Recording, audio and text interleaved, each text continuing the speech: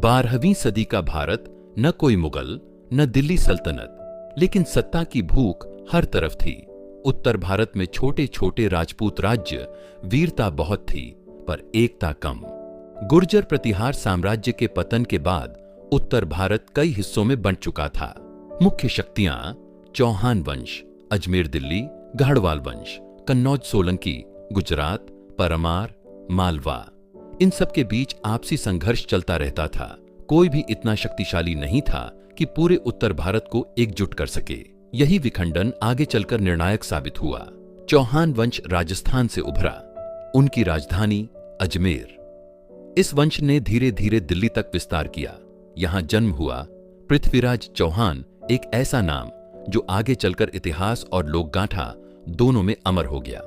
उसी समय पश्चिम से एक नई शक्ति उभर रही थी, मोहम्मद गोरी गौर, अफगानिस्तान का शासक। उसका लक्ष्य था भारत की संपन्न भूमि। महत्वपूर्ण बात, उससे पहले महमूद गजनी ने कई बार भारत पर आक्रमण किया था, लेकिन स्थायी शासन स्थापित नहीं किया।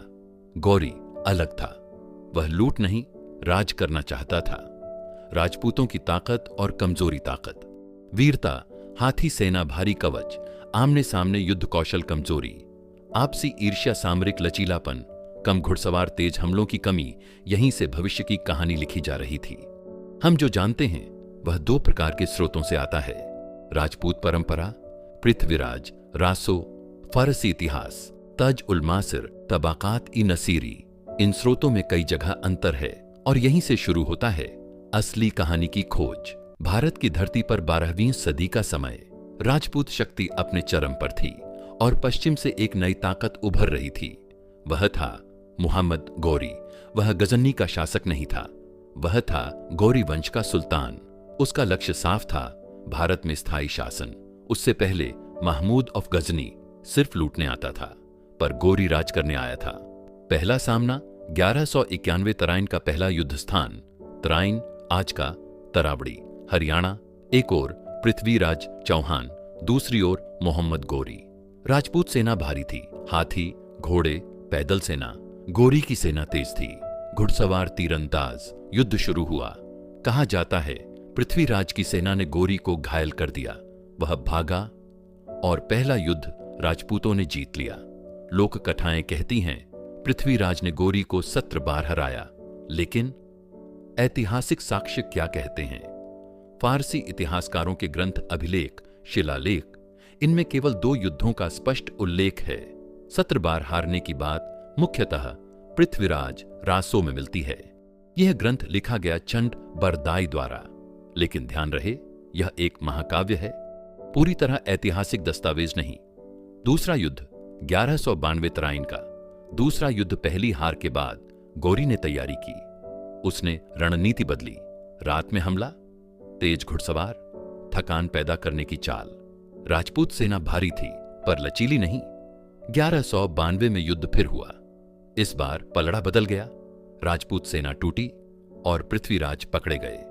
विशेषज्ञ मानते हैं एक राजपूतों की एकता नहीं थी, 2 सामरिक लचीलापन कम था। 3 घुड़सवार तीरंदाजों के सामने हाथी धीमे पड़े। इतिहास की सबसे बड़ी सीख, सिर्फ वीरता काफी नहीं, रणनीति भी जरूरी है।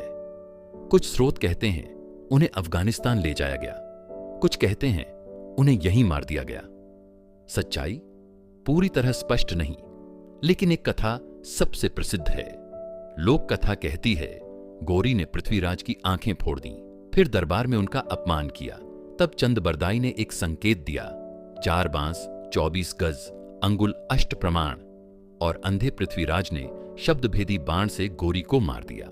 यह कथा रोमांचक है, लेकिन अधिकांश इतिहासकार इसे लोक कथा मानते हैं, क्योंकि फारसी स्रोतों में गोरी की मृत्यु 1206 में किसी और कारण से बताई गई है। तराइन का युद्ध केवल तलवारों की टक्कर नहीं था, यह अहंकार, प्रेम और राजनीति की टक्कर भी था। इस भाग में हम समझेंगे क्या संयोगिता का प्रसंग और राजपूतों की अंदरूनी राजनीति पृथ्वीराज की हार का कारण बनी। संयोगिता कन्नौज के राजा जयचंद्र की पुत्री बताई जाती है। लोक कथाएं कहती हैं संयोगिता और पृथ्वीराज चौहान एक दूसरे से प्रेम करते थे। जब कन्नौज में स्वयंवर हुआ जयचंद्र ने पृथ्वीराज को अपमानित करने के लिए उनकी मूर्ति द्वारपाल की तरह खड़ी कर दी। कथा के अनुसार संयोगिता ने उसी मूर्ति को वरमाला पहना दी और तभी पृथ्वीराज घोड़े पर आए और उन्हें लेकर चले गए। यह कहानी बहुत प्रसिद्ध है, लेकिन क्या यह पूरी तरह सत्य है?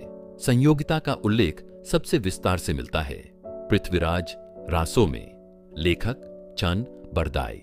लेकिन समकालीन फारसी इतिहासकार जैसे हसन निजामी और मिन्हाज ई सिराज संयोगिता के प्रसंग का उल्लेख नहीं करते। इसलिए कई इतिहासकार मानते हैं यह कथा संभवतः बाद में जोड़ी गई। लोक कथाओं में जयचंद्र को गद्दार कहा जाता है उन्होंने मोहम्मद गोरी को भारत आने का न्योता दिया, लेकिन कोई ठोस ऐतिहासिक प्रमाण इस दावे की पुष्टि नहीं करता। असलियत क्या हो सकती है? राजपूत राज्यों में प्रतिस्पर्धा थी, सत्ता और प्रतिष्ठा की होड़ थी। एक दूसरे की मदद करना आम नहीं था, पर जयचंद्र को देशद्रोही कहना इतिहास को सरल बना देना है। 12वीं सदी में राजपूत अनेक राज्यों में बंटे थे। कोई केंद्रीय सत्ता नहीं, कोई एकीकृत सैन्य कमान नहीं।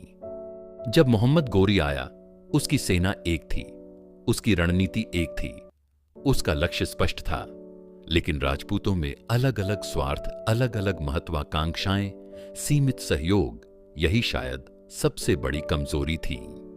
यदि संयोगिता की कथा सत्य मानी जाए तो यह घटना जयचंद्र और पृथ्वीराज के संबंधों में कड़वाहट ला सकती थी, और अगर दोनों शक्तिशाली राजपूत राजा एकजुट नहीं हुए तो इसका लाभ गोरी को मिला। इतिहासकार मानते हैं पृथ्वीराज की हार केवल एक युद्ध की हार नहीं थी, यह थी सामरिक पिछड़ापन, सैन्य संगठन की कमी, राजनीतिक एकता का अभाव, और हां, संभव है राजपूतों की आपसी दूरी ने भी भूमिका निभाई हो। हम अक्सर इतिहास को हीरो और विलेन में बांट देते हैं, पर असलियत में हर युग जटिल होता है। पृथ्वीराज केवल एक योद्धा नहीं थे, वह एक ऐसे समय के राजा थे जब भारत बदल रहा था। 1192 तराइन का दूसरा युद्ध समाप्त हो चुका था। राजपूत सेना पराजित और पृथ्वीराज चौहान अब विजेता नहीं, एक बंदी थे। यहीं से शुरू होती है इतिहास और लोक कथा की सबसे रहस्यमयी परत। फारसी स्रोतों के अनुसार विजेता था मोहम्मद गोरी। कुछ विवरण कहते हैं पृथ्वीराज को बंदी बनाकर अजमेर या गजनी ले जाया गया। कुछ कहते हैं उन्हें तुरंत मार दिया गया, पर समकालीन इतिहासकार जैसे मिन्हाज आई सिराज और हसन निजामी यह उल्लेख नहीं करते कि कोई नाटकीय बदलाव हुआ। लोक कथा कहती है गोरी ने उनकी आंखें फोड़ दी, उन्हें अपमानित किया गया, दरबार में उपहास किया गया, लेकिन फारसी ग्रंथों में अंधा किए जाने का स्पष्ट उल्लेख नहीं मिलता। यह प्रसंग मुख्यतः मिलता है पृथ्वीराज रासो, लेखक चंद बरदाई। लोकप्रिय कथा के अनुसार गोरी ने दरबार में पृथ्वीराज की तीरंदाजी का मजाक उड़ाया। तब चंद बरदाई ने कहा, 4 बांस 24 गज अंगुल अष्ट प्रमाण। यह एक संकेत था। अंधे पृथ्वीराज ने शब्द की दिशा में तीर चलाया और वह तीर सीधे गोरी के सीने में लगा।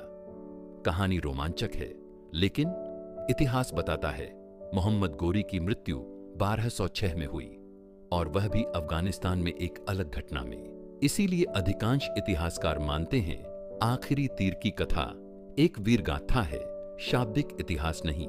इस प्रश्न का स्पष्ट उत्तर आज भी नहीं है। संभावनाएं: एक युद्ध के तुरंत बाद मृत्यु 2 बंदी बनाकर, हत्या 3 अल्पकालीन अधीन शासक बनाकर हटाया गया।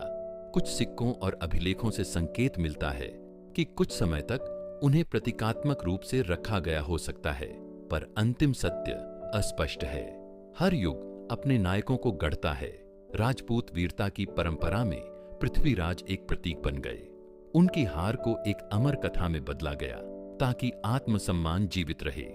क्या वह आखिरी तीर सच था या वह एक घायल सभ्यता की कल्पना थी? इतिहास हमें सिखाता है वीरता और रणनीति दोनों जरूरी हैं, और एकता के बिना सबसे महान योद्धा भी हार सकता है। 1192 तराइन का दूसरा युद्ध समाप्त हुआ, लेकिन यह सिर्फ एक राजा की हार नहीं थी। यह एक युग का अंत था और एक नए युग की शुरुआत। तराइन के बाद अजमेर और दिल्ली गोरी के नियंत्रण में आ गए। गोरी स्वयं भारत में स्थायी रूप से नहीं रुका। उसने अपने विश्वस्त सेनापति को शासन सौंपा, कुतुब उद्दीन ऐबक यहीं से शुरू होती है भारत में एक नई राजनीतिक संरचना। 1206 में गोरी की मृत्यु के बाद कुतुबुद्दीन ऐबक ने स्वतंत्र शासन स्थापित किया और जन्म हुआ दिल्ली सुल्तानेट। यह केवल सत्ता परिवर्तन नहीं था, यह था प्रशासनिक ढांचे में बदलाव, सैन्य संरचना में बदलाव, सांस्कृतिक और स्थापत्य प्रभावों का विस्तार। इतिहासकार मानते हैं अगर 1192 में राजपूत जीत जाते तो शायद दिल्ली सल्तनत की स्थापना टाल दी जाती। लेकिन यह भी सच है, भारत पहले से ही छोटे छोटे राज्यों में बंटा था। एकता की कमी सबसे बड़ी कमजोरी थी। पृथ्वीराज की हार के बाद भी राजपूत समाप्त नहीं हुए। चित्तौड़, रणथंभौर, मेवाड़ राजपूत शक्ति जीवित रही। आगे चलकर राणा सांगा और महाराणा प्रताप जैसे योद्धाओं ने फिर इतिहास रचा। इसलिए तराइन की हार एक अध्याय का अंत थी, पूरी कहानी का नहीं। दिल्ली सल्तनत के साथ नई वास्तुकला आई, नई प्रशासनिक प्रणाली आई, फारसी भाषा का प्रभाव बढ़ा। इसी काल में निर्माण हुआ कुतुब मीनार। इतिहास केवल तलवारों से नहीं बदलता, वह संस्कृति, भाषा और संरचना से भी बदलता है। पृथ्वीराज की कहानी सिर्फ वीरता की नहीं है, यह है राजनीतिक एकता का महत्व, रणनीति की आवश्यकता और समय के साथ बदलने की अनिवार्यता। 1192 केवल एक तिथि नहीं, यह भारत के मध्यकालीन इतिहास का मोड़ है। उनकी कहानी हमें सिखाती है वीरता महत्वपूर्ण है, लेकिन रणनीति उससे भी अधिक और सबसे ऊपर। एकता इतिहास दोहराया नहीं जाता, पर उसे सीखा जा सकता है। इतिहास केवल कहानी नहीं, चेतावनी भी है।